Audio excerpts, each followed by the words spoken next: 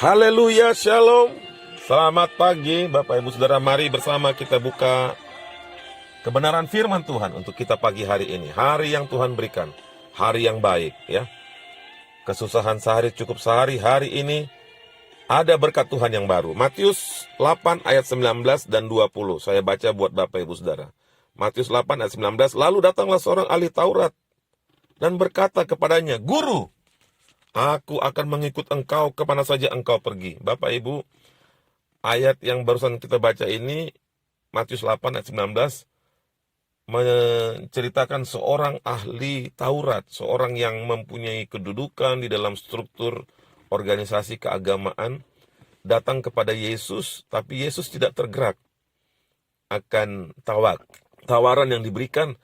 Yesus justru memberikan kalimat yang berikutnya, ayat 20. Yesus berkata kepadanya, serigala mempunyai liang dan burung mempunyai sarang, tetapi anak manusia tidak mempunyai tempat untuk meletakkan kepalanya. Artinya, Bapak Ibu Saudara, Yesus tahu bahwa ahli Taurat ini tidak akan sanggup menjalani penderitaan yang setiap anak Tuhan akan lewati waktu mengiring Yesus. Yesus itu banyak mengalami penderitaan, Bapak Ibu Saudara. Berbeda sekali dengan berita yang kita dengar zaman sekarang ini. Kapan terakhir Bapak Ibu mendengarkan firman Tuhan bahwa Yesus menderita dan mengajak kita untuk bersiap menderita? Jarang sekali, karena sepertinya sudah tidak laku itu. Firman tentang penderitaan itu sudah tidak laku. Bahkan dianggap salah. Sekarang ini ajaran lebih cenderung mengajarkan bahwa anak Tuhan harus diberkati, anak Tuhan harus berhasil.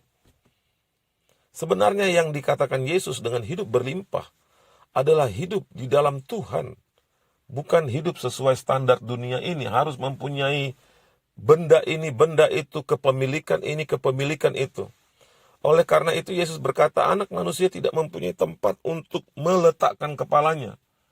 Karena kepalanya Yesus itu hanya diletakkan di atas tubuhnya, yaitu tubuh Kristus, yaitu gereja Tuhan. Gereja Tuhan adalah orang-orang yang dipanggil keluar.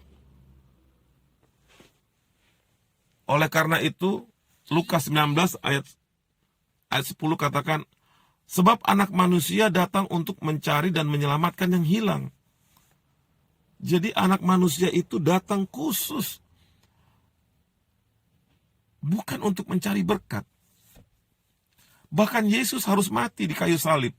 Kapan kita terakhir kali mendengar khotbah bahwa kita harus mengalami penderitaan berkali-kali? Yesus katakan, kamu satu dengan beberapa kali dalam ayat-ayat Alkitab. Para murid-murid Yesus kemudian menulis surat bahwa kita satu dengan kematian dan satu dengan kebangkitan. Tetapi yang diberitakan sekarang adalah kebangkitannya.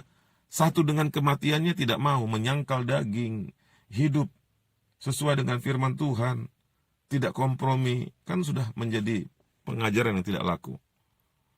Yesus mengajak kita semua untuk lakukan ini, Bapak Ibu. Carilah yang hilang, selamatkan. Lukas 9 ayat 60 katakan, tetapi Yesus berkata, biarlah orang mati menguburkan orang mati, tetapi pergilah, beritakanlah kerajaan Allah di mana-mana. Bukan artinya kita tidak boleh mengubur orang mati, bukan. Artinya bahwa kita harus menempatkan Yesus dengan pengajaran penderitaannya itu, supaya kita satu dengan kebangkitannya nanti kelak. Inilah Bapak Ibu firman Tuhan hari ini. Kiranya Bapak Ibu sanggup dan rela menerimanya. Bahwa kita harus sangkal daging, pikul salib, hidup sesuai dengan kebenaran firman Tuhan, walaupun kadang-kadang itu bertabrakan dengan kebiasaan dunia zaman sekarang ini.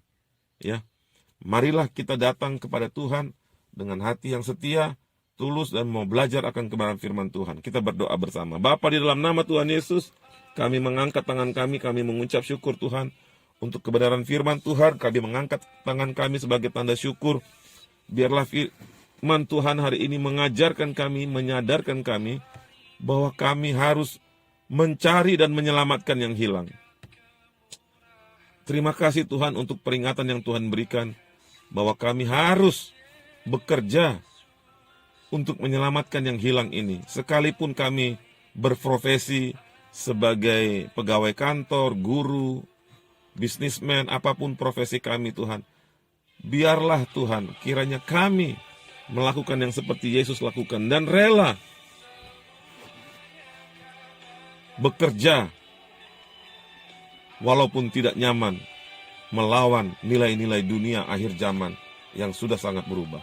Terima kasih Bapa, pertolongan-Mu buat setiap kami yang sakit disembuhkan, yang susah dihiburkan, dan kami percaya ada terobosan-terobosan yang baik kepada kami semua. Ada terobosan yang indah yang Tuhan berikan. Inilah doa kami Bapa. Di dalam nama Yesus kami berdoa mengucap syukur dan menerima berkat Tuhan pagi hari ini. Terima kasih Bapa, dalam nama Yesus kami berdoa. Amin. Lukas 9 ayat 62 berkata, tetapi Yesus berkata, setiap orang yang siap membajak tetapi menoleh ke belakang tidak layak untuk kerajaan Allah. Marilah kita selalu memandang Yesus saja. Nanti kemuliaan Tuhan ditambahkan. Salam kemenangan dalam Kristus. Haleluya, glory, haleluya.